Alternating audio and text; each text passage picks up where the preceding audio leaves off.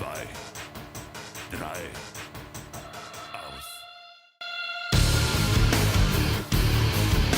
Salut les assoiffés, comment va la vie? Pas trop chaud? Aujourd'hui, on va vous parler des pires suites de films. Celles qui sont inutiles et si nulles qu'on se dit qu'elles n'existent que pour se faire un max de blé sur la réputation du premier volet. J'adore le pognon. Ce top nous a été suggéré par nos collègues de Necrolang qu'on remercie. Les assoiffés, allez leur donner de la force s'il vous plaît. Ils sont petits comme nous sur le YouTube Game. Numéro 13. Numéro 3, Alien vs Predator, Requiem.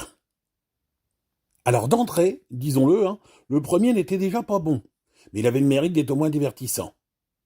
Celui-là, c'est un naufrage absolu. On commence avec des prédateurs, des extraterrestres rompus au combat et aux normes de sécurité, qui trouvent le moyen d'utiliser des canons à neutrons à l'intérieur de leur vaisseau spatial.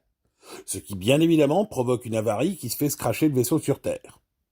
Les prédateurs sont des soldats professionnels, je le rappelle. Un peu comme si un chirurgien allait opérer sans gants après avoir passé sa journée accroché à une barre de métro en pensant qu'il y a peu de risque d'infection. Bref. Sur Terre, on rencontre notre personnage principal. Il y a toujours un héros badass. Un mec, ou une femme, dans Prey, capable de rivaliser avec le Predator. Ces derniers étant toujours en quête d'un adversaire digne de ce nom. Schwarzy, Brody, Holbrook, Glover, Midthunder, etc. Là, c'est son plus gros défi.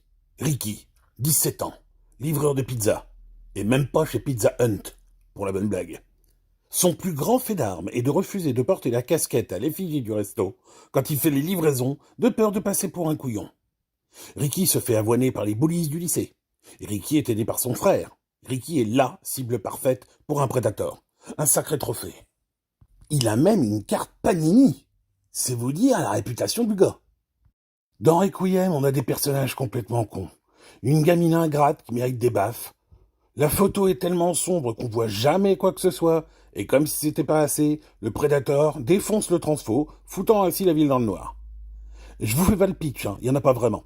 Le Predator cherche à buter un prédalien, c'est-à-dire un Predator qui s'est pris un facehugger et a accouché d'un hybride. Je vous rappelle qu'on fait la connaissance des aliens en 2122, dans Alien le 8e passager, mais l'info a dû se perdre quelque part en 2007, parce que c'est pas hyper clair. Pour le reste, Ricky essaie de se faire la jolie Jessie, donc on a l'impression de regarder un épisode de Dawson pendant un tiers du film. Le reste du temps, le Predator patauge dans les égouts sombres. C'est une horreur. Puisque j'ai dû me le retaper ainsi que les deux autres pour la chronique, j'ai choisi la VF, histoire de me marrer un peu. Et au bout de 5 minutes de film, on se rend compte que les doubleurs, non seulement ne font pas gaffe à l'intonation et confondent l'interrogatif avec l'affirmatif, mais en plus, ne connaissent pas leur calendrier. Et il n'y a personne dans la cabine d'enregistrement pour le leur dire. Ce qui aurait bien aidé pour ne pas foirer cette réplique. Alors désolé pour la qualité de l'image là, mais j'ai dû filmer ma télé. Tu veux boire quelque chose? Non, c'est bon, merci. Il est chouette ton costume, Ricky. Ouais, et Halloween, c'est pas en octobre. Si, Halloween c'est en octobre. Tout ça pour dire qu'AVP Requiem c'est tout pourri.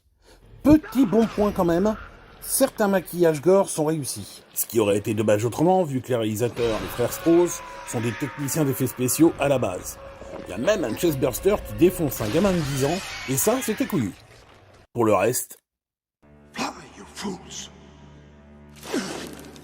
Je triche un peu avec celui-ci car ce n'est pas le deuxième de la saga Michel Meyer, mais le 8e. Dans ce genre de franchise à rallonge, évidemment qu'il n'y a pas que des réussites, et c'est propre au goût de chacun. Perso, je déteste le 6, et les remakes post-Rob Zombie. Mais Résurrection, c'est dès le début qui m'a énervé. On essaye de nous faire croire que le gars décapité par Laurie Strode à la fin du 7, c'est pas Michael, mais une pauvre victime au larynx écrasé. Oh, comme c'est bizarre. Je vous invite à mater la fin de 20 ans après. Absolument tout nous confirme qu'il s'agit bien de Myers. Le reste du movie est vraiment nul. Aucune magie, zéro surprise car scénario à dessous. On surfe sur la mode de la télé-réalité, mais c'est même pas drôle. Pas comme Détour Mortel 2 par exemple. On a des acteurs moyens. On se fout encore plus des persos que d'habitude. Je me souviens même pas de la qualité des meurtres. Y en a aucun qui m'a marqué. Poubelle. Numéro 12. En numéro 2, Speed 2, cap sur le danger. Après un des sommets de l'action des années 90, Yann de Bont remet le couvert. Mais au lieu d'un bus, on embarque sur un rafio. Déjà, les séquences stressantes liées à la circuit, on oublie. Il y a bien un banc de macro à un moment pour mettre un peu de suspense, mais le cœur n'y est pas. Sandra Bullock est de retour. Et sa doubleuse en fait une mamie de 70 ans géniarde à souhait. La pauvre. Faut dire aussi que son personnage est devenu à moitié chiante. Elle nous explique en long et en large pourquoi elle n'est plus avec Keanu en utilisant la réplique du premier. Hope not, because, relationships that start under intense circumstances, they never last. Bien pratique pour nous annoncer qu'elle a un nouveau boyfriend joué par Jason Patric de Sleepers. Le pitch. Alex, son nouveau mec, pour se faire pardonner de faire partie des commandos suicides, alors qu'Annie le croyait simple flic, offre à cette dernière une croisière aux Caraïbes. Sont bien payés les flics à Los Angeles. Malheureusement, un génie de l'informatique, interprété par le cabotin Willem Dafoe, ne l'entend pas de cette oreille. Ayant été viré malproprement, il embarque sur le paquebot pour faire chier son monde. Et ça, pour faire chier, on se fait chier. On ne croit jamais à la relation Alex-Annie, et pourtant on leur donne 20 minutes d'exposition. Dans le premier, on y croyait à fond, avec 3 ou 4 échanges et 2 regards en coin. Dans Speed, on avait une alchimie, qui faisait dresser les poils. Là, c'est une alchimio. On s'arrache les cheveux tellement c'est embarrassant. Aucune tension, aucun suspense, aucune inventivité dans la réalisation. Le héros a le mal de mer, et on le voit dormir dans son vomi. Les mecs badass, ils doivent avoir des faiblesses. Mais là, c'est un peu grotesque, hein. Dans le scénario abandonné de Speed 3, ça se passait dans un pouce-pouce, et le héros avait des hémorroïdes. C'est pour impliquer le spectateur mal assis dans la salle. Des génies.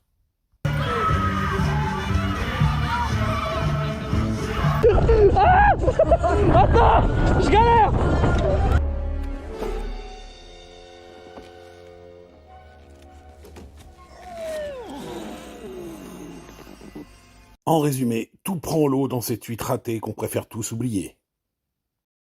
Quand il s'agit d'adaptation d'œuvres de Stephen King, je me mets en mode intolérante. Je le sais, j'assume. Ça est spécial pour moi, car c'est le tout premier King que j'ai lu, après avoir découvert le téléfilm de 1990. Récemment, Muschietti, aucune idée de comment se prononce son nom en fait, Muschietti, disais-je, a proposé un remake qui surfait sur la mode des 80s. Merci Stranger Things. Gosse de cette époque, j'ai validé le projet et beaucoup aimé la première partie, focalisée sur l'enfance et portée par de talentueux jeunes acteurs. Les gamins ont si bien fait le job que j'en oubliais l'excès de CGI et de jumpscare à la con. Mais le 2...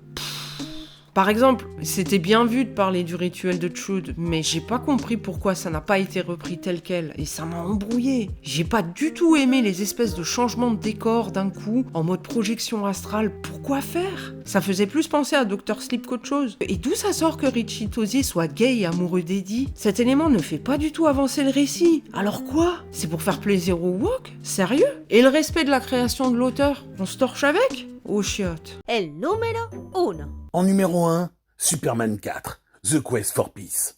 Alors là, franchement, je sais pas quoi vous raconter sur ce film. Alors le mieux, c'est que vous vous rendiez compte par vous-même.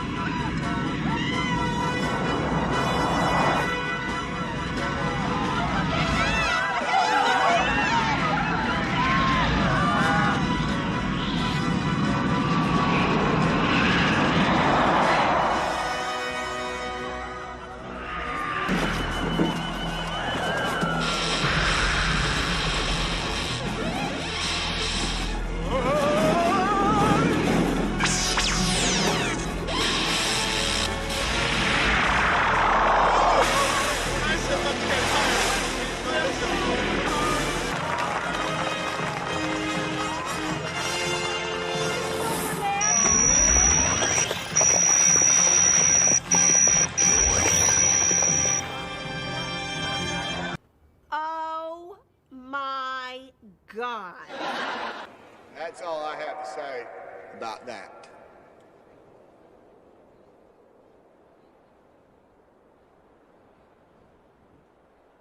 That's the right on, man. You said it all. Pour celui-ci, je vais faire un double combo. D'abord un petit rappel du premier Infernal Affairs, parce que pas sûr qu'il soit si connu. C'est un thriller policier hongkongais qui raconte comment un agent infiltré dans la mafia chinoise joue au chat et à la souris avec un flic corrompu. C'est une petite bombe qui m'a donné envie de tester la suite, qui est en fait la préquelle de l'histoire. Bien mal m'en a pris. Je l'ai même pas regardé jusqu'au bout tellement j'ai pas accroché. Et puis, pourquoi j'ai parlé de double combo ? Parce qu'en plus d'avoir une suite inutile, Infernal Affairs a eu aussi droit à un remake US qui ne sert à rien. Les Infiltrés de Martin Scorsese. Pourtant, j'adore ce réal, et je survalide le choix de l'immense Jack Nicholson. Objectivement, le film est bon, mais ça m'énerve beaucoup cet acharnement à vouloir américaniser toutes les bombes venues d'ailleurs. Martyr, je te vois. Old Boy, cache-toi. C'est tout pour ce top, et la liste reste longue. On est sûr que vous avez des tas de suites dont vous n'auriez pas voulu. Alors venez nous en parler dans les commentaires. Merci d'être resté avec nous, et rendez-vous la semaine prochaine pour notre avant-dernier top. Ciao!